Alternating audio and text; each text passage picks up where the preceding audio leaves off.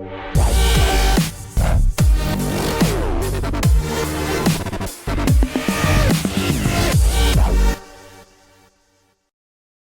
day, Shibboleth friends. It's a new day, and you know what God says? Today is the day of salvation. We can make a lot of progress today.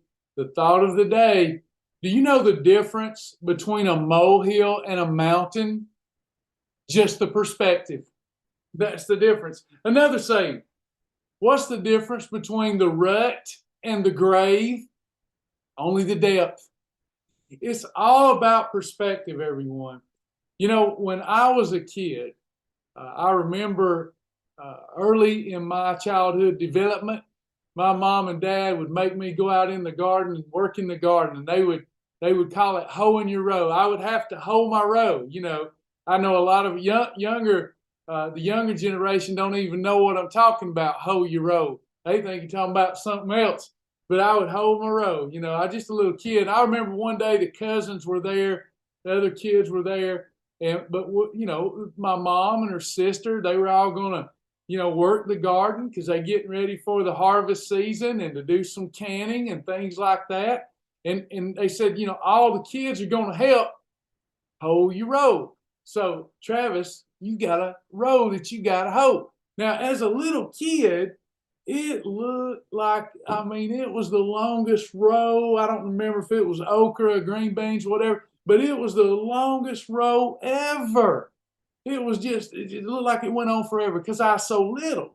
But to all the bigger kids and the adults, it didn't look like that bad of a job. And I remember when hearing that, because all I wanted to do was play. I remember when hearing that, I just pitched a fit. And my mama said, if you don't hoe your row, you ain't going to get to play. Cousins will go home, you won't even get to play with them. If you don't hoe, you're going to hoe your row. And I thought, oh my goodness, my perspective was it was going to take forever. So I realized after I whined and cried a little bit that if I didn't hold my row, I wasn't going to get to play. So crying, snot running out my nose and everything else, Mama, suck it up. Everybody's hoeing their row, and I started hoeing my row. And I didn't like it 1 minute. I still remember it was trauma. My mama traumatized me. But I was hoeing my row. And then after a little bit, I quit pouting about it, quit whining about it, got it off my mind. My perspective began to change. And I got to doing the work, you know, hoeing my row. And it was very satisfying. You know, I'm getting them weeds out. I'm doing something, you know. And I wasn't looking at the length of the row. I wasn't looking at that. I had my head down doing my work and kind of enjoying it. Long as I didn't look up and see the length of that row, just kind of hoeing the row. And I remember I looked up because I heard the kids playing and everybody else was playing. All of them done hoed their row, but not me. And I looked, and I was only about maybe a third of the way up my row. And everybody was leaving the field. And I saw my mom leave the field or the garden. I seen her leaving, and I just stopped what I was doing.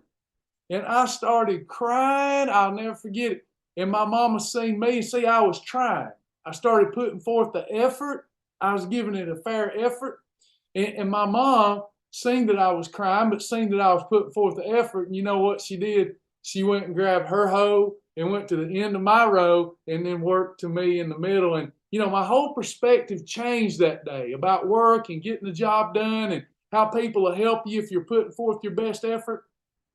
That's what some of us go through. That's what some of us go through here. We feel like, wow, we've got like a childlike perspective almost in that it's like if I got 30 pounds to lose or 100 to lose and I can only lose a couple of pounds a week, it's going to take forever. I don't even want to do it. I'm going to miss out on so much eating. I'm going to miss out on so many chips and dip at the Mexican restaurant. You know, we tend to be that way. It ain't fair. But if we would just get to hoeing our row, we'd actually enjoy it. You start enjoying those perfect days and you're feeling better when you're hoeing your row. And if we'll just get the work done, change our perspective, we'll get to play a lot sooner. We'll get into maintenance a lot sooner. But you've got to change your perspective because truly, even if you got 100 pounds to lose and it takes you 6 months, it takes you a year, that's nothing. That's grace that you can get that weight off so fast. So remember, life in general, the problems we have in general, losing weight. The only difference between the molehill and the mountain is the perspective. We change our perspective. This is fun and time will go by fast and we'll get this done and we'll live our best life.